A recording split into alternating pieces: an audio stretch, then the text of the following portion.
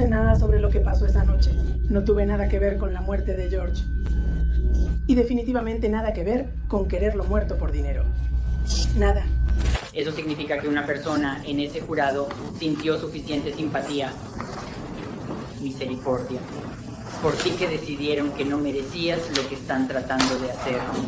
En un mundo donde la familia se supone que es un refugio protector y seguro, algunos la han convertido en una pesadilla mortal. Desde los brutales asesinatos de Adam Matos impulsados por la traición, hasta los escalofriantemente retorcidos motivos de Chandler Halderson, sus historias te dejarán cuestionando todo lo que pensabas que sabías sobre la confianza, el amor y las profundidades más oscuras de la naturaleza humana. Comencemos. ¿Lo mataste? Sí. ¿Por qué? Él intentó matarme. ¿Gregory Brown amenazó tu vida? Sí, lo hizo. ¿Él apretó el gatillo? Sí. El 28 de agosto de 2014, Adam Matos fue arrestado después de un crimen espantoso que dejó a todos profundamente perturbados. Fue acusado de los brutales asesinatos de su exnovia, Megan Brown, sus padres y su nuevo novio. Los detalles del caso eran horripilantes, ya que Matos disparó y golpeó a las 4 víctimas antes de dejar a su joven hijo solo con sus cuerpos durante días. Los detalles del crimen cometido por Adam Matos son profundamente inquietantes. Después de quitarles la vida a Megan Brown, sus padres y su nuevo novio, Matos dejó a su hijo de 4 años solo con los cuerpos durante varios días. Solo el joven niño quedó para presenciar todas las escenas. El niño, a pesar de ser tan joven, tenía recuerdos vívidos de los dolorosos eventos. Después de los asesinatos, Matos movió los cuerpos a un terraplén junto a la carretera, perturbándolos. Sus acciones levantaron sospechas cuando vendió los perros de la familia en Craigslist y usó la tarjeta de crédito de Megan para comprar pizza después de los asesinatos. Estas acciones extrañas llevaron a una mayor investigación y, eventualmente, a su arresto. Los cuerpos lejos de la casa. No quería que Krista estuviera expuesta a toda la sangre, los cuerpos y el olor. Así que intenté ponerlos en una furgoneta. El niño, que había soportado un trauma inimaginable, fue posteriormente acogido por la prima de Megan y su familia. Aunque era tan joven, los recuerdos de ese día permanecieron con él. Su historia se convirtió en una parte desgarradora del caso, sumando a la tragedia que sacudió a la comunidad. Los impactantes crímenes de Matos dejaron cicatrices duraderas en todos los involucrados, especialmente en el joven niño que lo presenció todo. Durante su juicio, Adam Matos afirmó que actuó en defensa propia, pero el jurado no se convenció con su explicación. Su testimonio, que duró horas, fue capturado en cámara y más tarde presentado en ¿Qué se esconde debajo? Serie. A pesar de su defensa, el jurado consideró cuidadosamente las pruebas y encontró a Matos culpable de 4 cargos de asesinato en primer grado. A medida que se desarrollaba el juicio, quedó claro que las acciones de Matos eran tanto impactantes como perturbadoras. Su falta de remordimiento y la frialdad que mostró durante todo el proceso hicieron difícil que alguien creyera en sus afirmaciones de defensa propia. Los detalles del caso, incluyendo su trato hacia su joven hijo y la manera en que se deshizo de los cuerpos, dejaron al jurado sin duda sobre su culpabilidad. Un proceso agonizante para las familias de las víctimas. Hablamos con el padre de una de ellas. Cuando los jurados emitieron ese veredicto, nos dice que siente alivio, ya sea que haya pena de muerte o no. Al final, el jurado sentenció a Matos a cadena perpetua sin posibilidad de libertad condicional. Su condena trajo un sentido de justicia para las víctimas y sus familias, aunque nada podría deshacer el dolor y el trauma causados por sus crímenes. La historia de las acciones de Matos sigue siendo un recordatorio inquietante del impacto devastador de la violencia en vidas inocentes. Hoy, Adam Matos permanece encarcelado en la instalación correccional de Blackwater River, cumpliendo su sentencia de por vida. Aunque enfrentó la posibilidad de la pena de muerte, la evitó por poco, con un jurado votando en contra. A partir de 2018, tiene 32 años y continúa cumpliendo su condena en Florida. Decisión del jurado. Se la envió en el cargo 1 y el cargo 4. A cadena perpetua sin posibilidad de libertad condicional. Este caso dejó a muchos conmocionados, especialmente considerando al niño pequeño que presenció los asesinatos. El impacto emocional en la familia y el público ha sido inmenso. El hecho de que Matos haya logrado escapar de la pena de muerte solo añade más dolor, ya que la gravedad de su crimen parece merecer un castigo mucho más severo. La historia es un recordatorio escalofriante de hasta dónde pueden llegar algunas personas por razones egoístas y el trauma duradero que dejan atrás. Que perdió a manos de un asesino. Él ama a su madre, ama a sus abuelos y nos ama a nosotros. Él no te ama a ti. Le robaste todo su mundo. Arruinaste toda su vida y estamos aquí para recoger los pedazos. Adam Matos dejó a un niño pequeño marcado por los horrores que cometió, pero el siguiente caso lleva la traición a un nivel completamente nuevo. Ella comenzó a añadir cosas que no tenían sentido. Cuando hablamos con Tim fue lo mismo. La historia no era la misma sobre cuándo se vieron. Ahora él había hecho cosas que no había mencionado antes. El 6 de noviembre de 2017, Tim George Young fue asesinado a tiros fuera de su casa en Beaufort, Georgia. Su esposa, Tia Young, acababa de perder a su esposo de 22 años, el padre de sus 3 hijos, en lo que parecía ser un acto de violencia al azar. Tia parecía desconsolada, y su súplica llorosa por justicia fue transmitida al público. Incluso creó una cuenta de GoFundMe para ayudar con los gastos del funeral. Meses después de la trágica muerte de George Young, la verdad comenzó a desentrañarse inesperadamente. Al principio, el dolor de Tia Young parecía genuino mientras lamentaba la pérdida de su esposo. Sin embargo, a medida que la investigación continuaba, la historia dio un giro impactante. La policía pronto arrestó a Tia y a su amante, Harvey Lee, por el asesinato de George. Se reveló que Tia y Harvey habían estado teniendo una aventura, y juntos habían planeado matar a George para reclamar su póliza de seguro de vida de $1 millón. Está escuchando declaraciones de oídas. La defensa no se contuvo con el primer testigo del Estado, el antiguo jefe y amigo de Young, Rob Strickland. Él era mi persona de confianza. A medida que los detectives investigaban más a fondo, encontraron numerosas inconsistencias en las historias que Tia y Harvey habían estado contando. El dolor inicial de Tia y su súplica emocional de ayuda comenzaron a desvanecerse, y su comportamiento se volvió cada vez más sospechoso. Comenzaron a surgir nuevas pruebas, incluidos mensajes y registros telefónicos que mostraban la aventura. Se hizo evidente que sus acciones no eran las de seres queridos en duelo, sino más bien 2 personas involucradas en un plan calculado para obtener ganancias financieras. La investigación reveló una red de mentiras, con las acciones de Tia y Harvey traicionando la confianza de una familia que creía en su amor y lealtad. Su complot, una vez oculto, fue expuesto, dejando a la comunidad incrédula ante la traición y el dolor que llevaron a la muerte de George. Cuando comenzó el juicio, las pruebas contra Tia y Harvey empezaron a acumularse. El jurado se enteró de que después de que George fue disparado, Tia esperó entre 5 y 10 minutos antes de que llegara la policía. Eso por sí solo levantó sospechas, ya que parecía inusual que una esposa tardara en pedir ayuda después de que su esposo fuera disparado. Los investigadores también encontraron que el arma homicida nunca fue recuperada, y las historias de Tia y Harvey no coincidían. Sus relatos tenían muchas contradicciones, lo que dificultaba que el tribunal creyera su versión de los hechos. Una investigación más profunda descubrió mensajes de texto y fotos que revelaban el romance entre Tia y Harvey, exponiendo el secreto que habían intentado mantener oculto. Uno de sus vecinos incluso presenció a Harvey manipulando pruebas, dejando claro que estaban tratando de encubrir sus acciones. El jurado estaba conmocionado por lo profundo que fue la traición. Y sentí que tal vez eso tenía algo que ver, pero no estaba seguro. Los detectives estaban atónitos. Tia y Harvey no eran solo el cónyuge afligido y el amante comprensivo que habían pretendido ser. Ellos eran los responsables de la muerte de George. La verdad era innegable ahora. Las personas que deberían haber amado y protegido a George eran las mismas que planearon su asesinato por ganancia financiera. Tia y Harvey fueron condenados por asesinato. Tia fue condenada a cadena perpetua sin posibilidad de libertad condicional, más 3 años, mientras que Harvey recibió una sentencia sin posibilidad de libertad condicional. Pero Tia no siente remordimiento por su acto. El caso fue un recordatorio desgarrador de hasta dónde algunos llegarán por dinero y cómo la traición puede venir de cercanos. Ella pasará en prisión. Un jurado encontró a Tia Young culpable de asesinato grave, asalto agravado. Su presunto amante, Harvey Timothy Lee, fue condenado por malicia, asesinato, asesinato grave y asalto agravado. La historia del asesinato de George Young dejó a todos en shock.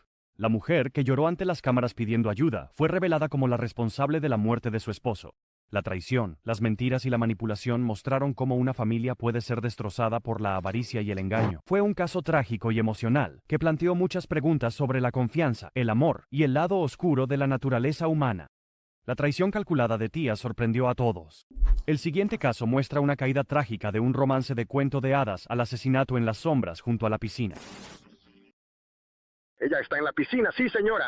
Mire, no sé qué pasó, acabo de llegar para hacer un trabajo. Hablé con ella ayer y estoy en 8 Ciudad 374 Inverness, ahora mismo. El 22 de febrero de 2014, se hizo un descubrimiento trágico en la comunidad cerrada de Golden Eagle en Tallahassee. Samira Frosch, una exmodelo francesa, fue encontrada muerta en la piscina de su patio trasero por un trabajador de mantenimiento y su hijo pequeño. Sus sandalias de tiras estaban cerca de la piscina, una parcialmente sumergida en el agua. La vida de Samira se había transformado de comienzos humildes en Madagascar a un mundo de glamour y lujo. En 2006, mientras estaba en París, conoció al Dr. Adam Frosch, un exitoso podólogo. Y rápidamente se enamoraron. Su conexión se sentía como un cuento de hadas. Samira pensó que había encontrado a su príncipe azul mientras Adam la colmaba de regalos y afecto. Su vida juntos parecía perfecta. Se casaron y tuvieron 2 hijos. Viviendo en Tallahassee, disfrutaban de una vida llena de coches caros, vacaciones lujosas y grandes eventos. Samira incluso soñaba con crear una línea de ropa infantil, con su hija como la estrella del espectáculo. A menudo se les veía en público con su hija, Ira, vestida con atuendos personalizados y posando para las cámaras. Pero detrás del brillo y el glamour, había grietas en su matrimonio. La infidelidad de Adam y la constante tensión entre ellos comenzaron a afectar su relación. Samira ya no estaba dispuesta a ignorar las señales y solicitó el divorcio. La separación parecía ser la gota que colmó el vaso para Adam. Su romance, de cuento de hadas, se estaba desmoronando. Solo días después de que se presentaran los papeles del divorcio, la vida de Samira llegó a un final trágico e inesperado en su patio trasero, dejando a todos conmocionados. Él tenía tantas otras mujeres. Al principio, las autoridades pensaron que la muerte de Samira podría haber sido un trágico accidente. Tal vez resbaló y cayó en la piscina. Pero los investigadores examinaron más de cerca la escena. Las cosas no cuadraban. Sus sandalias fueron encontradas cerca de la piscina. Una parcialmente en el agua parecía extraño para alguien que había caído en la piscina. La forma en que su cuerpo estaba posicionado y el entorno generaron más preguntas. El informe del médico forense reveló un traumatismo contundente en la cabeza de Samira, junto con ahogamiento, mostrando que su muerte no fue un accidente, sino un caso de juego sucio. La investigación luego se centró en Adam, a medida que aprendieron más sobre su pasado problemático y su relación inestable con Samira. La pareja había enfrentado muchos problemas, incluyendo las múltiples infidelidades de Adam y constantes peleas a lo largo de los años. Cuanto más investigaban, más encontraban los investigadores que Adam tenía un motivo, y las pruebas comenzaron a señalarlo a él. ¿Quién le aconseja eso? Su esposa. Kendall ha escuchado que su esposa, Samira Roche, ha sido encontrada muerta en la piscina de la dirección de Inverness Drive. Las imágenes de vigilancia mostraron a Adam saliendo de la casa la mañana de la muerte de Samira, pero otras imágenes y testimonios de testigos lo ubicaron en la escena de maneras que levantaron sospechas. Sus acciones pasadas y la creciente tensión entre él y Samira hicieron que los investigadores creyeran que Adam era responsable de su trágica muerte. Los investigadores reconstruyeron los momentos finales que llevaron a la muerte de Samira. La mañana del 22 de febrero, Adam afirmó que se fue a una casa de playa con sus hijos, pero las pruebas sugerían lo contrario. Adam fue arrestado y acusado del asesinato de Samira. A pesar de su insistencia en que amaba a su esposa y nunca la maltrataría, el jurado lo declaró culpable de asesinato en primer grado después de solo 90 minutos de deliberaciones. Fue condenado a cadena perpetua. Mientras se dictaba su sentencia, Adam permaneció tranquilo y aceptó la decisión, como si no fuera culpable de su acto. No tengo discreción más que imponer una sentencia de cadena perpetua. Esa es la única sentencia legal en este momento. El trágico final de la vida de Samira dejó atrás no solo a una familia en duelo, sino también a una comunidad, conmocionada por la realización de que a veces las personas más cercanas a nosotros pueden albergar los secretos más oscuros. El caso sirvió como un recordatorio de las luchas ocultas que pueden existir a puerta cerrada, incluso en vidas aparentemente perfectas. Creo que ella era una buena madre. Parecía muy interesada en proporcionar la mejor vida para sus hijos. Tenía una manera interesante de lograr eso. La vida de glamour de Samira terminó en desamor a manos de alguien en quien confiaba. Pero el siguiente caso muestra a un hijo volviéndose contra sus padres en un giro horrendo de violencia. ¿Recibiste alguna respuesta? No. ¿Y eso te preocupó? Sí. En julio de 2021, la familia Halderson, de Windsor, Wisconsin, fue golpeada por un evento trágico y sorprendente.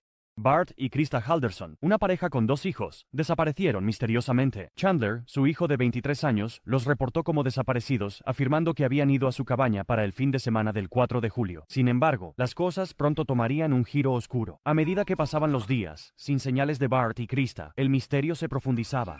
Chandler, su hijo, continuó insistiendo en que sus padres habían ido a su cabaña familiar para el fin de semana del 4 de julio. Pero a medida que las autoridades investigaban más a fondo, las cosas no cuadraban del todo. Su historia parecía cambiar, y algunas inconsistencias levantaron preguntas. Su comportamiento también comenzó a parecer extraño, con poca preocupación por sus padres desaparecidos. Chandler Halderson asesinó a sus padres. Es una fecha importante y es un momento importante para recordar. 1 de julio. La investigación tomó un giro escalofriante cuando los detectives recibieron una pista que los llevó a una granja cercana. Allí descubrieron restos humanos, y el impacto de encontrar estos restos solo se intensificó cuando se reveló que pertenecían a Bart.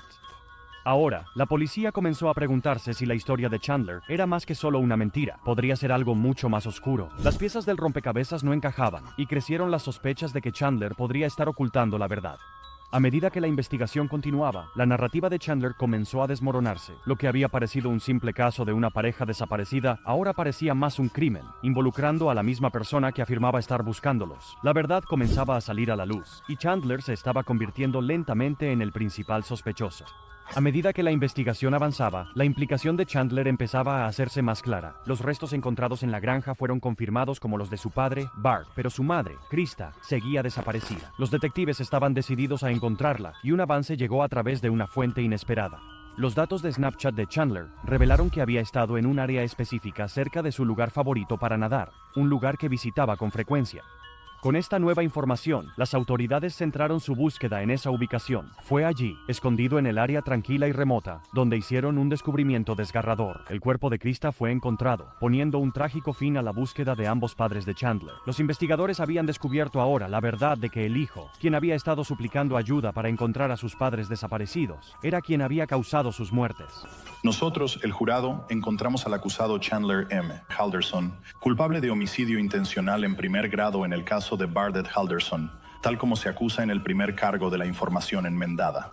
El descubrimiento de los restos de Krista fue un momento devastador, y la verdad detrás de las trágicas desapariciones ahora estaba clara. Las mentiras de Chandler habían sido expuestas, y las piezas del rompecabezas finalmente se estaban uniendo, mostrando la magnitud del crimen que había cometido. Las mentiras de Chandler fueron expuestas. Resultó que había estado fabricando historias sobre su vida, incluyendo su asistencia a la universidad y sus perspectivas laborales. En un intento desesperado por encubrir su engaño, Chandler asesinó a ambos padres. Fue arrestado y acusado de asesinato, desmembramiento y ocultación de los cuerpos de Bart y Krista. Debo, para esta sentencia, asegurarme de que la única vez que el señor Halderson regrese a la comunidad sea para tener el privilegio de un entierro que él negó a sus padres. El caso envió ondas de choque a través del público, ya que fue una traición del más alto nivel. Las acciones de Chandler dejaron a todos incrédulos. A medida que se desarrollaba el juicio, quedó claro que los asesinatos fueron motivados por el deseo de Chandler de mantener la ilusión de éxito en su vida. El jurado finalmente lo condenó y fue sentenciado a cadena perpetua sin posibilidad de libertad condicional. Sin embargo, permaneció sin emociones. La amiga más antigua de Krista Halderson también estaba en la sala del tribunal. Ella repartió rosas amarillas en memoria de Bart y Krista. Esa amiga asintió mientras la fiscalía enumeraba sus razones por las cuales Chandler Halderson no debería ser permitido. El trágico final de Bart y Krista Halderson es un recordatorio de cuán profunda puede ser la decepción, dejando a una familia y comunidad cambiadas para siempre. A continuación, nos dirigimos al desgarrador caso de Leilani Simon, una madre cuyas acciones dejaron al mundo en shock. El tema de nuestra investigación es la muerte del pequeño Quentin Simon en Savannah, Georgia. La desaparición de este niño pequeño de su hogar en 2022 atrajo la atención nacional. Leilani Simon, una mujer de Georgia, fue sentenciada a cadena perpetua después de ser condenada por matar a su hijo de 20 meses, Quentin Simon, y esconder su cuerpo en un contenedor de basura. La sentencia siguió a un juicio de un mes en el que Simon fue declarada culpable de malicia, asesinato y otros 18 cargos. Era una tranquila mañana de octubre de 2022 cuando ocurrió lo impensable.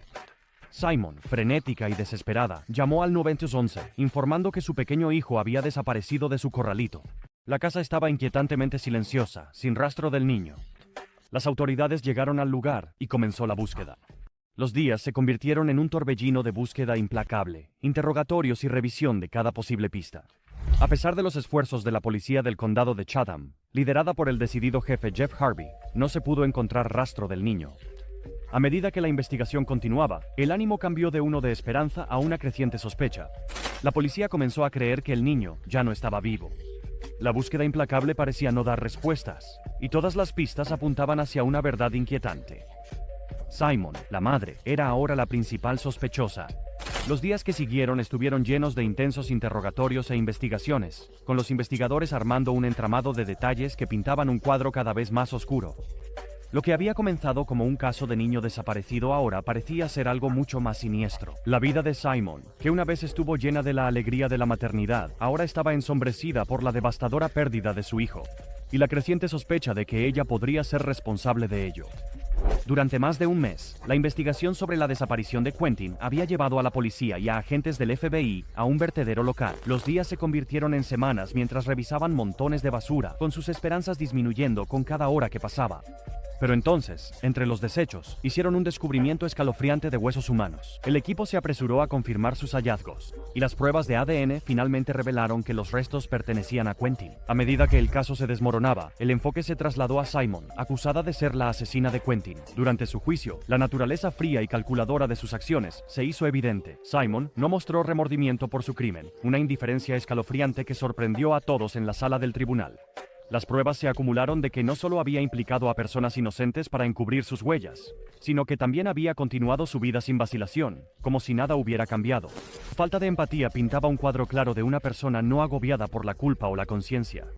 Simon fue condenada por asesinato, y la verdad de sus acciones salió a la luz, dejando un rastro de desamor e incredulidad a su paso.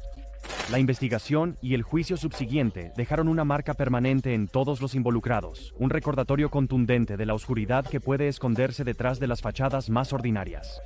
Leilani Simon fue sentenciada a cadena perpetua con posibilidad de libertad condicional, además de 10 años adicionales por ocultar la muerte de su hijo. Durante la audiencia, los fiscales enfatizaron su falta de responsabilidad y el detective principal compartió nuevos detalles, incluidas las acciones de Simon durante la búsqueda del cuerpo de su hijo. Simon no testificó, pero expresó su deseo de que los restos de su hijo fueran devueltos a su familia. Y ahora, un jurado y el público escucharán las pruebas, que responderán a todas esas preguntas sobre lo que le sucedió al pequeño Quentin Simon. A lo largo de los procedimientos, Simon no mostró remordimiento, lo cual afectó profundamente a la fiscalía. Pero durante la entrevista de su madre, cuando su madre dijo, "Todavía no estoy segura", al escuchar estas palabras, ella comenzó a llorar. La describió como arrepentida solo por haber sido atrapada, no por sus acciones. El impacto emocional en la familia de Quentin fue significativo, con la decisión del juez marcando el trágico final de un caso que destacó la devastadora pérdida de una vida joven. El caso de Leilani Simon es un cuento inolvidable y trágico de oscuridad. A continuación, está la inquietante traición de la confianza por parte de una madre. Una madre fue declarada culpable de matar a sus hijos al colgarlos en el sótano. Estamos muy contentos de que Lisa Snyder nunca verá la luz del día. En un día de septiembre de 2019 en el municipio de Albany, Pensilvania, un descubrimiento escalofriante conmocionó a la comunidad. Lisa Snyder, una madre de 2 hijos, fue acusada de matar a sus hijos, Connor de 8 años y Brinley de 4 años. Los hermanos fueron descubiertos en una situación angustiante en el sótano de su casa. Lo que se desarrolló fue una desgarradora historia de crimen, luchas de salud mental y justicia. La historia de Lisa Snyder fue profundamente trágica. Describió cómo su hijo de 8 años, Connor, luchaba con el acoso escolar y sentimientos de desesperación. Ella compartió que él había expresado pensamientos de hacerse daño a sí mismo y a su hermana menor, pintando un cuadro desgarrador de un niño en dolor emocional. Sin embargo, a medida que los investigadores continuaron su trabajo, comenzaron a surgir inconsistencias en su relato. Las imágenes de vigilancia del autobús escolar de Connor no mostraban signos de angustia o maltrato. Los maestros y compañeros de clase corroboraron esto, describiendo a Connor como un niño alegre y amable. La evidencia física tampoco coincidía. La pequeña estatura de Connor habría hecho imposible que llevara a cabo el acto que Snyder describió. Luego vinieron los descubrimientos escalofriantes en los dispositivos de Snyder. Los investigadores descubrieron una serie perturbadora de búsquedas en línea relacionadas con autolesiones y la búsqueda de información sobre técnicas dañinas e incluso cómo matar a alguien. Snyder también había visto compulsivamente episodios de I Almost Got Away With It, una serie criminal que narra historias de personas que intentan evadir la justicia. Estas revelaciones desmantelaron la fachada cuidadosamente construida. Lo que parecía una tragedia nacida del acoso escolar, ahora apuntaba hacia algo mucho más siniestro. En diciembre de 2019, Snyder fue arrestada, dejando a la comunidad lidiar con la horrible realidad de que esto no fue un accidente, sino un crimen deliberado y calculado.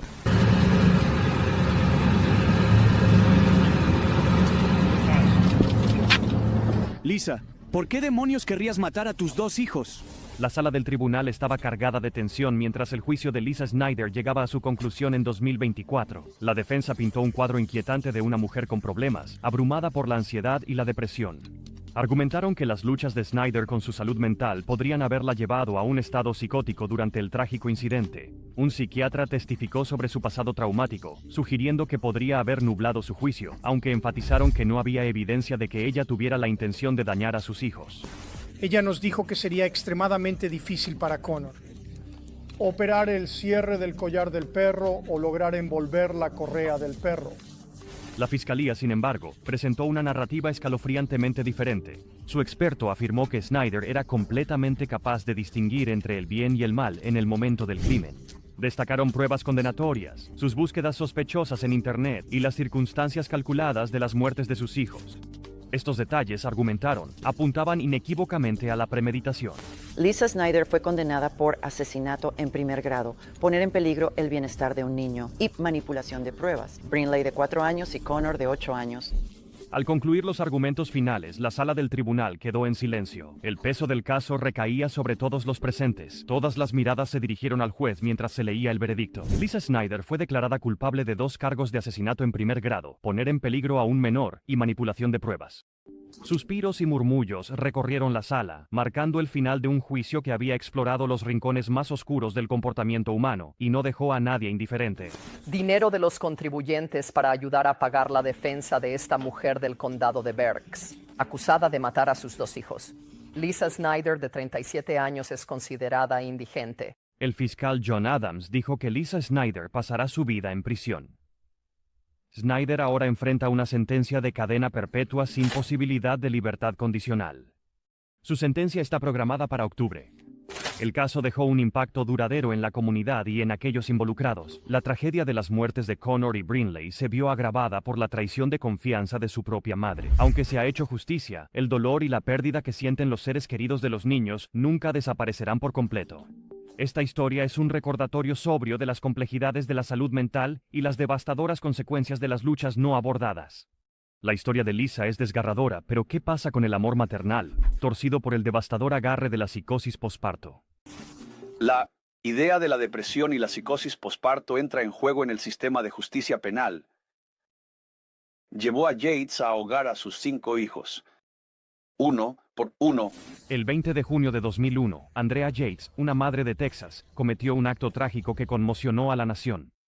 En un estado delirante impulsado por la psicosis posparto, ahogó a sus 5 hijos pequeños: Noah, de 7 años, John, de 5, Paul, de 3, Luke, de 2, y Mary, de 6 meses, en la bañera de su casa familiar en Clear Lake, un suburbio de Houston. Su esposo, Rusty Yates, estaba en el trabajo cuando ocurrieron los horribles eventos. Andrea Yates fue descrita como una madre amorosa y cariñosa, pero después del nacimiento de su 4º hijo, había luchado durante mucho tiempo contra el oscuro dominio de la enfermedad mental, y sus luchas se profundizaron en un descenso aterrador. Enfrentó desafíos significativos con la depresión posparto y la psicosis, que impactaron profundamente su salud mental, llevándola a múltiples intentos de quitarse la vida. Los médicos le instaron a dejar de tener más hijos, advirtiendo sobre los riesgos, pero Andrea y su esposo, Rusty, dieron la bienvenida a un 5º bebé, Mary, en su familia. No mostraban ningún indicio de agitación en el hogar de los Yates. Andrea Yates fue descrita como una madre amorosa de 5 hijos que educaba a sus hijos en casa. A Rusty se le advirtió que no dejara a Andrea sola con los niños. Pero las exigencias de la vida a menudo lo llevaban a confiar en que ella se las arreglaría. En un día fatídico, se quedó sin supervisión. En medio de sus delirios, Andrea se convenció de que era un peligro para las almas de sus hijos. Torcida por la psicosis, creía que su influencia los condenaría a un sufrimiento eterno. En un acto impensable de amor distorsionado y desesperación, buscó salvarlos. Uno por uno, les quitó la vida. La tragedia sacudió a la nación, encendiendo intensos debates sobre la salud mental, las cargas del cuidado y las fallas en el sistema de justicia. La historia de Andrea fue una de inmensa tristeza, planteando preguntas inquietantes sobre cómo la sociedad protege a sus más vulnerables y qué sucede cuando no lo hace. Andrea, incluyendo Texas. No es solo eso, ya sabes. Andrea fue arrestada y acusada de asesinato capital. Durante su juicio, su defensa argumentó que no era culpable por razón de locura, mientras que la fiscalía presionaba por una sentencia de cadena perpetua. El caso dio un giro dramático cuando el falso testimonio de un psiquiatra llevó a que su condena fuera anulada en apelación. En su juicio de 2006, Andrea fue declarada no culpable por razón de locura y fue internada en un centro de salud mental. Ella sentía que tenía este dilema de amo a mis hijos y sin embargo si no los mato. Rusty Yates, profundamente afectado por la pérdida de sus hijos, solicitó el divorcio en 2005. Más tarde se volvió a casar y tuvo otro hijo, pero ese matrimonio también terminó en divorcio. El juicio se convirtió en un espectáculo angustioso, culminando en su condena. Pero la historia no terminó ahí. El caso dio un giro impactante cuando se reveló que el testimonio de un psiquiatra, que había jugado un papel clave en su condena, era falso. Esta revelación anuló el veredicto en apelación, dándole a Andrea otra oportunidad para contar su historia. En su juicio de 2006, un jurado la declaró no culpable por razón de locura. En lugar de prisión, fue enviada a un centro de salud mental, un lugar donde podía recibir la atención que tan desesperadamente necesitaba. Mientras tanto, Rusty Yates, el esposo de Andrea, luchaba por reconstruir su vida después de la devastadora pérdida de sus hijos. En 2005 solicitó el divorcio, una decisión dolorosa, nacida del desamor. Años después, se volvió a casar y dio la bienvenida a otro hijo, buscando consuelo en un nuevo capítulo. Sin embargo, este segundo matrimonio también se desmoronó, dejando a Rusty una vez más enfrentando los desafíos de reconstruir su vida en medio de un dolor persistente. Sus historias entrelazadas siguen siendo un relato inquietante de pérdida, amor y la complejidad perdurable del espíritu humano. Pero según el abogado defensor George Parnham, Yates está molesto. Muy molesto, muy molesto. Rusty Yates bajó la cabeza entre las manos y lloró al escuchar el veredicto. La tragedia dejó una marca indeleble en todos los involucrados. Rusty Yates expresó dolor, perdón y un anhelo de comprensión. Andrea era una madre maravillosa, dijo, reflexionando sobre cómo su estado mental alteró drásticamente su comportamiento. Mientras tanto, Andrea sigue cargando con la culpa, creyendo, según se informa, que sus acciones eran necesarias para salvar a sus hijos de la condenación. La gente encuentra eso escandaloso, lo sé, pero yo no la culpo ni un poco. Pero el veredicto fue posteriormente anulado y en un juicio subsiguiente fue declarada no culpable por razón de locura. Ella testificó que creía que la muerte de sus hijos salvaría sus almas. El caso sigue evocando fuertes emociones y plantea preguntas críticas sobre la salud mental, las responsabilidades parentales y el papel del sistema de justicia en el manejo de tales tragedias. El caso de Andrea Yates describe cuán trágica puede ser la enfermedad mental. Pero, ¿qué sucede cuando la historia de un padre se desentraña en el escalofriante caso de la desaparición de su hija pequeña? El padre Andrea Lane dice que, a pesar de lo que la gente pueda pensar, él es inocente. No tuve nada que ver con la desaparición de mi hija. Nunca haría daño a mis hijos. Mis hijos son mi vida. El 2 de diciembre de 2011, Andrea Lane reportó un crimen impactante. Su hija de 2 años, Bianca Johnson, había sido secuestrada durante un robo de auto en Detroit. El incidente desató una búsqueda por toda la ciudad y una preocupación generalizada. Lane afirmó que después de dejar a Bianca en su coche mientras dejaba a su sobrino en la escuela, los ladrones de autos se llevaron el vehículo con Bianca adentro. Horas después, el coche fue recuperado, pero Bianca no estaba por ningún lado. La historia de Lane planteó más preguntas que respuestas, dejando a los investigadores escépticos. Afirmó ser víctima de un robo de auto o que fue llevado por la dueña de la casa, Patrice, pero las piezas de su cronología no parecían encajar. Bianca, su joven hija, había desaparecido y la policía no estaba convencida de su relato. Él dice, traté de ver si la reconocía, pero no lo hice. Solo vi gente entrando y saliendo de mi casa. Nunca vi a mi hija. Creían que una verdad mucho más oscura se escondía detrás de sus palabras. Intenté ver si podía reconocerla, pero no lo hice. Solo vi gente entrando y saliendo de mi casa. Nunca vi a mi hija. Según las autoridades, Bianca no fue llevada por un extraño. Sospechaban que había sido asesinada la noche anterior. Durante un castigo trágico y aterrador por mojar la cama, la historia del robo de auto, argumentaron, era una fabricación desesperada para ocultar su muerte. A medida que investigaban más a fondo, surgió un detalle inquietante, un lapso de 17 minutos en los registros del teléfono celular de Lane. Los investigadores estaban seguros de que esto no era una coincidencia. Para ellos, era la ventana crucial durante la cual había desechado el cuerpo de Bianca, borrando la evidencia de lo que creían que era su crimen. Lane mantenía su inocencia, insistiendo en que era una víctima, no un perpetrador.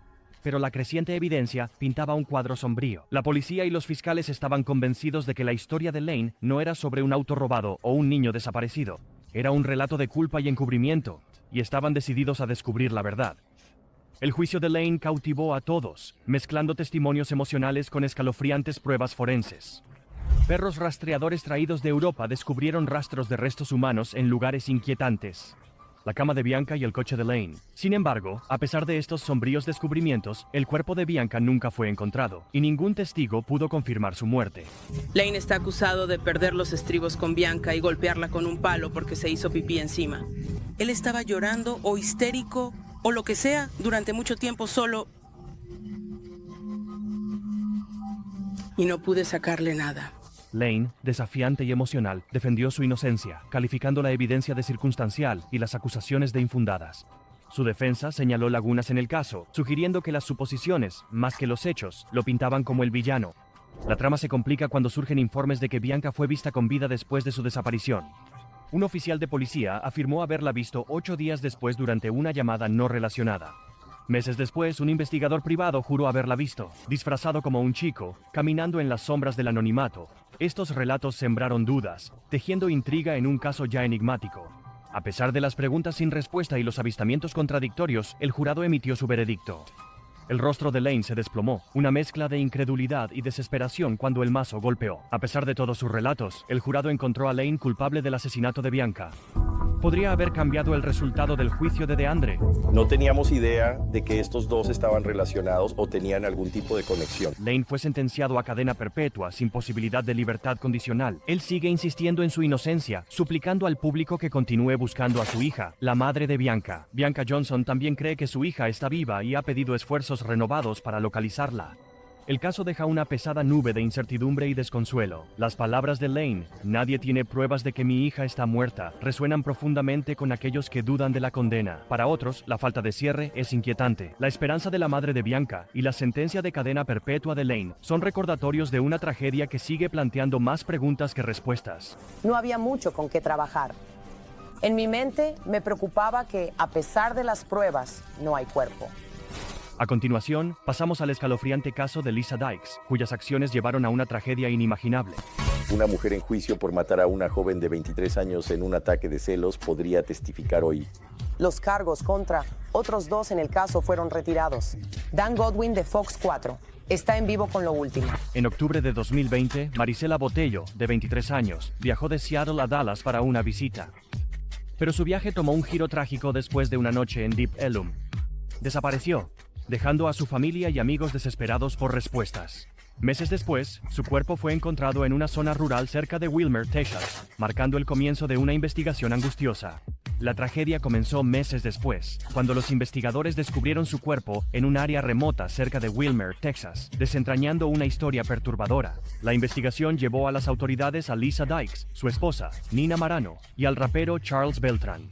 Los fiscales revelaron una secuencia trágica de eventos, sugiriendo que Dykes, superada por los celos, atacó a Marisela después de encontrarla con Beltrán. Los fiscales dicen que Dykes mató a Botello en un ataque de celos en octubre de 2020 porque encontró a Botello en la cama con su novio. Aseguran que la situación escaló hasta convertirse en una confrontación fatal.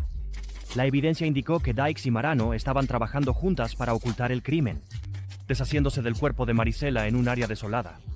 Aunque Dykes y Moreno fueron descritos como estando en una relación única con Beltrán, Dykes negó esto, afirmando que sus lazos con Beltrán se limitaban a apoyar su carrera musical. Él dice que de alguna manera carecía de estabilidad familiar, no se graduó de la escuela secundaria y estaba entrando y saliendo de la cárcel. Ahora, él dice que no cometió el asesinato de Marisela Botello. Él dice que solo fue un testigo. A pesar de sus afirmaciones, los investigadores encontraron mensajes y evidencia de GPS que la conectaban con la escena del crimen. Este caso desgarrador dejó a la familia de Marisela lamentando la pérdida de una querida hija y hermana, mientras la justicia buscaba cerrar su dolor. A medida que la investigación se desarrollaba, los fiscales presentaron un caso sólido contra Lisa Dykes y Nina Moreno. Usando datos de GPS, mostraron que ambas mujeres habían estado cerca del área rural donde más tarde se encontró el cuerpo de Marisela Botello, de 23 años. Esta evidencia contradecía directamente la afirmación de Dykes de que ella y Moreno solo estaban visitando un centro de distribución de FedEx cercano. Añadiendo al rompecabezas, los mensajes de texto y los testimonios de testigos pintaron un cuadro preocupante de los eventos que llevaron a la trágica muerte de Marisela. Los fiscales argumentaron que los celos y la ira habían motivado las acciones de Dykes, proporcionando más evidencia para respaldar sus afirmaciones. En un giro dramático, después de su arresto inicial, Dykes y Moreno lograron desactivar los monitores de tobillo ordenados por el tribunal y huyeron del país. Viajaron a Camboya, donde más tarde afirmaron que buscaban un nuevo comienzo y se sentían tratados injustamente. Su fuga solo aumentó la tensión en torno al caso, ya que planteó preguntas sobre sus motivos y responsabilidad. A pesar de sus esfuerzos por evadir la justicia, el sistema legal los alcanzó, asegurando que la trágica pérdida de Marisela Botello no quedara sin respuesta. Su familia continuó lamentando su pérdida mientras buscaban justicia para la joven brillante que fue arrebatada demasiado pronto. El jurado concluye que la acusada Lisa Jo Dykes es culpable del asesinato ofensivo. Después de 7 días de testimonios y solo 90 minutos de deliberación del jurado, Lisa Dykes fue declarada culpable de asesinato y manipulación de pruebas. Su esposa, Nina Marano, enfrentó cargos separados por su implicación. Dykes no mostró emoción alguna al leerse el veredicto, manteniendo su compostura mientras la jueza Nancy Mulder dictaba la sentencia. La fiscalía destacó las acciones de Dykes como una traición brutal a la confianza, mientras que la defensa argumentó que las pruebas eran circunstanciales y la investigación estaba defectuosa. Pero durante todo el juicio, Lisa no mostró ningún remordimiento.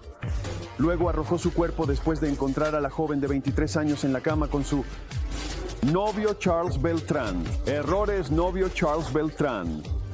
Marisela estaba visitando Dallas. Las secuelas del juicio trajeron una mezcla de alivio y tristeza. El hermano de Marisela Botello, Luis, pronunció una declaración conmovedora sobre el impacto en la víctima, compartiendo el dolor de perder a su hermana. Él dijo: "Ella siempre nos cuida, a pesar de que perdimos a nuestra hermana, una querida primogénita y confidente". Describió el profundo impacto que su muerte tuvo en su familia, especialmente en su madre, quien continuó mostrando resiliencia a pesar de la tragedia. Cuidándonos a pesar de que perdimos a nuestra hermana, su hija primogénita. El hecho de que todo esto sucediera, se maldijo a sí misma y a mi papá. De una historia de celos y traición de una novia, pasamos a un crimen impactante que fue alimentado por una devastadora crisis de salud mental. Está acusada de matar a su novio apuñalándolo 108 veces. Y ahora hay furia por el hecho de que se le ha perdonado la cárcel, después de que el juez dictaminó que ella no estaba en control. En mayo de 2018, un evento trágico e impactante se desarrolló en Thousand Oaks, California, cuando Bryn Specher, de 32 años, apuñaló fatalmente a su novio, Chad Amelia, más de 100 veces. Lo que inicialmente parecía un crimen brutal se convirtió en una batalla legal controvertida en torno a la salud mental y la psicosis inducida por sustancias. Bryn y Chad habían estado saliendo solo unas pocas semanas cuando la tragedia ocurrió la noche del 27 de mayo de 2018. La pareja estaba pasando tiempo junta en el apartamento de Chad en Thousand Oaks, California. Decidieron fumar marihuana, una sustancia con la que Bryn tenía poca experiencia.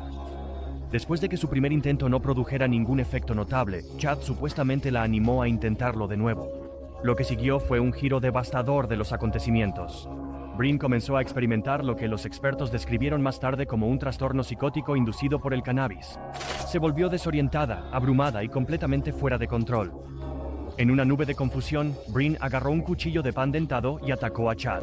Para cuando llegó la policía, la escena era desgarradora. Chad yacía inmóvil y Bryn sostenía el cuchillo, histérica y en estado de shock. En su estado frenético, Bryn incluso se volvió el cuchillo contra sí misma, hiriéndose el cuello. Los oficiales actuaron rápidamente, usando una pistola eléctrica y porras para desarmarla y someterla. Chad fue declarado muerto en la escena, dejando a su familia y amigos devastados.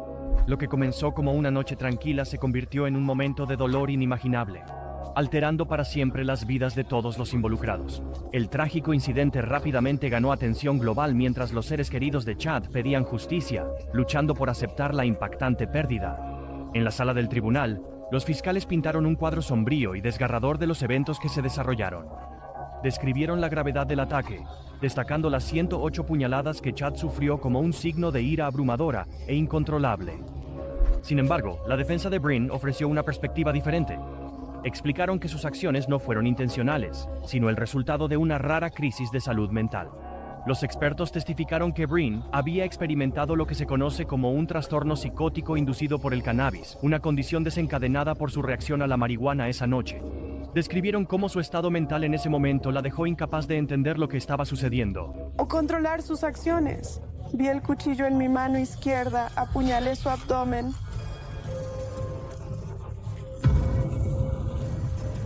El caso dejó a muchos divididos. Por un lado, la familia de Chad buscaba responsabilidad por la devastadora pérdida de su hijo y hermano.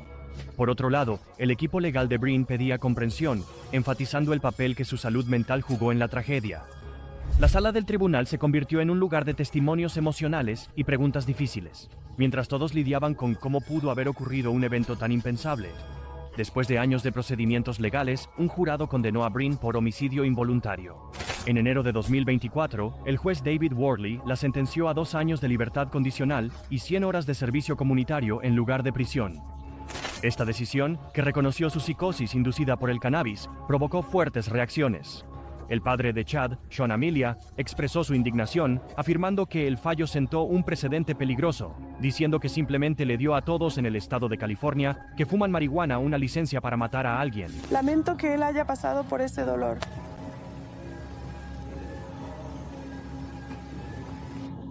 En su testimonio, todo eso era sobre ella. Breen y su familia lloraron de alivio tras la decisión del juez, mientras que los seres queridos de Chad quedaron devastados, sintiendo que no se había hecho justicia. El público también salió a las calles en busca de justicia. El caso destacó la compleja interacción entre la salud mental, el uso de sustancias y la responsabilidad penal, dejando a la comunidad dividida sobre si el castigo de Breen era adecuado para su crimen. Breen se mudó a Los Ángeles para comenzar su carrera como audióloga. Su perro de servicio auditivo, Aria, a su lado. Las dos pasaban gran parte de su tiempo libre. El caso de Breen resalta las complejidades de la salud mental y la justicia. El siguiente caso muestra cómo las relaciones volátiles se convirtieron en tragedia. Se amaban profundamente y peleaban con el mismo nivel de intensidad. Y cuando uno de ellos termina muerto, la policía tiene que decidir si fue defensa propia o asesinato premeditado. En una tranquila noche de septiembre de 2015, Kaylee Whitehall y su novio, Cust Johnson, estaban envueltos en una acalorada discusión en su casa compartida en Kentucky. La confrontación terminaría en tragedia, llevando a un caso criminal que cautivó a la comunidad y reveló las oscuras corrientes subterráneas de una relación problemática. La discusión comenzó cuando Cust y Johnson se enteraron de que Kaylee Whitehall planeaba dejarlo. Lo que comenzó como un intercambio acalorado rápidamente se convirtió en caos, con sus desacuerdos extendiéndose por toda la casa. Los testigos describieron más tarde una escena tumultuosa donde las emociones estaban a flor de piel. Durante la altercación, según se informa, Johnson puso a Whitehall en una llave de cabeza, intentando controlar la situación. En respuesta, Whitehall lanzó objetos en un esfuerzo por liberarse. La tensión aumentó a medida que el conflicto continuaba descontrolándose. No podía respirar y sentía que tenía miedo. En medio de la confusión, Whitehall tomó una decisión crítica. Agarró un cuchillo y regresó para confrontar a Johnson en el dormitorio. Lo que sucedió a continuación cambió la vida de ambos para siempre. En medio de la lucha, Whitehall apuñaló a Johnson. Herido y desorientado, Johnson logró llegar al baño, pero sus heridas eran demasiado graves. Se desplomó cerca de la ducha, incapaz de recuperarse del daño infligido. Trágicamente, su vida se apagó poco después. El devastador momento marcó el trágico final de su relación y preparó el escenario para una batalla judicial que más tarde determinaría el destino de Whitehall. Fue un recordatorio desgarrador de cómo los conflictos pueden escalar con consecuencias irreversibles. En medio de la disputa, Whitehall apuñaló a Johnson. Herido y sangrando, se tambaleó hacia el baño, desplomándose cerca de la ducha. Trágicamente, Johnson sucumbió a sus heridas poco después. El caso llegó al tribunal en septiembre de 2015, mientras los trágicos eventos de ese fatídico día se exponían ante un jurado. Los fiscales describieron el incidente como un acto de violencia imprudente, rechazando la afirmación de Whitehall de defensa propia. Brian Johnson, un testigo clave, compartió su relato de lo que sucedió. Ella explicó cómo intentó intervenir y separar a la pareja durante su acalorada discusión, pero no pudo calmar la situación. También testificó haber visto a Whitehall recoger un cuchillo y regresar al dormitorio donde estaba John, un momento que más tarde resultaría crucial en el caso. La fiscal Kim Gogigan presentó un argumento sólido, enfatizando que las acciones de Whitehall no se alineaban con una narrativa de defensa propia. Los detectives que investigaron la escena del crimen fortalecieron aún más el caso de la fiscalía. Revelaron que la evidencia contradecía la afirmación inicial de Whitehall de haber apuñalado a John en la cocina mientras él la sostenía. En cambio, los hallazgos apuntaban a que el acto fatal ocurrió en el dormitorio. El jurado escuchó atentamente estos detalles, reconstruyendo la historia de lo que había sucedido. Fue un momento trágico que dejó a la sala del tribunal lidiando con preguntas sobre la responsabilidad y las decisiones que llevaron a un resultado tan devastador. Después de un juicio de 3 días, el jurado halló culpable a Whitehall de homicidio imprudente. El 7 de noviembre, el juez Steve Wilson confirmó su recomendación de una sentencia de 4 años. Whitehall, quien se mantuvo estoica durante todo el juicio, volvió a custodia para continuar cumpliendo su condena en la cárcel regional del condado de Warren. La mayoría de los días, delito grave. El jurado fijamos las sentencias de los acusados. Homicidio imprudente. Bajo los términos de su sentencia, Whitehall es elegible para libertad condicional después de cumplir el 15% de su condena. Significa que podría ser liberada en marzo. Este caso trajo dolor a ambas familias involucradas y sirvió como un recordatorio contundente de cuán rápidamente las disputas domésticas pueden escalar a tragedias irreversibles. Los fiscales argumentaron que la vida de John terminó sin sentido, mientras que Whitehall sostuvo que sus acciones surgieron del miedo. El trágico crimen de Kaylee Whitehall lleva a una pérdida desgarradora. A continuación, una muerte misteriosa que ha desatado acusaciones de conspiración. Y la Corte Suprema de Massachusetts está sopesando argumentos sobre si desestimar los cargos de asesinato contra Karen Reid. Reid está acusada de golpear a su novio policía con su SUV y dejarlo morir. Karen Reid está acusada de matar a su novio policía, John O'Keefe, en un incidente misterioso y trágico. O'Keefe, un oficial de policía de Boston con una carrera de 16 años, fue encontrado muerto en el jardín delantero de la casa de otro oficial en enero de 2022. Reid, su novia, ha proclamado su inocencia, alegando que las fuerzas del orden intentan incriminarla por su muerte. El caso dio un giro inesperado cuando un juicio de 9 semanas terminó en un juicio nulo porque el jurado no pudo ponerse de acuerdo en un veredicto. Karen Reid enfrentó cargos graves, incluyendo asesinato en segundo grado, homicidio vehicular y abandonar la escena de un accidente mortal. La fiscalía estaba decidida a intentarlo de nuevo, comprometiéndose a volver a juzgar a Reid por su papel en la trágica muerte de su novio, el oficial de policía de Boston, John O'Keefe. Llegaron a la casa de la víctima. El acusado tenía a la señora McCabe mirando esa misma luz trasera rota. La señora McCabe describió la luz trasera derecha del lado del pasajero como rota. Sin embargo, el equipo de defensa de Reid argumentó que estaba siendo acusada injustamente. Afirmaron que los agentes de la ley, algunos de los cuales estaban estrechamente relacionados con la víctima, estaban involucrados en una conspiración para incriminarla por su muerte. La defensa pintó un cuadro de una situación complicada, sugiriendo que había muchas preguntas sin respuesta en torno a la muerte de O'Keefe y que las acciones de Reid habían sido malinterpretadas. Para mover su nuevo juicio por asesinato a una fecha posterior. Reid está acusada en relación con la muerte de su novio, el oficial de policía de Boston, John O'Keefe. A medida que el caso continúa, el misterio se profundiza, con ambas partes presentando argumentos sólidos. Reid insiste en que es inocente y está decidida a limpiar su nombre, mientras que la familia y amigos de O'Keefe buscan justicia. La sala del tribunal sigue siendo un lugar de tensión, ya que todos esperan que la verdad finalmente salga a la luz y traiga resolución a esta desgarradora situación. La noche de la muerte de John O'Keefe comenzó como cualquier otra, pero la tensión había estado creciendo en su relación con Karen Reid. Después de una discusión en un bar, Reid dejó a O'Keefe en una fiesta posterior, sin saber que esa sería su última noche juntos. A la mañana siguiente, Reid descubrió su cuerpo fuera de la casa de Brian Albert, un sargento retirado de la policía de Boston. Y debo señalar que la caracterización de esa entrevista por parte de la Commonwealth es incorrecta e incompleta. Presenté un informe adicional de Boston 25. Los investigadores encontraron pistas que vinculaban el vehículo de Reid con la escena, incluyendo una luz trasera rota y rastros del ADN de O'Keefe en el coche. La evidencia sugería que el SUV de Reid podría haber estado involucrado en el incidente, planteando preguntas sobre lo que sucedió esa noche. Sin embargo, el equipo de defensa de Reid argumentó que la muerte de O'Keefe podría haber sido el resultado de una altercación violenta en la fiesta posterior. Sugirieron que otras personas en la reunión, incluyendo a Albert y su familia, podrían haber jugado un papel. Durante todo el juicio, Karen solo sonreía porque sabía que todo estaría a su favor.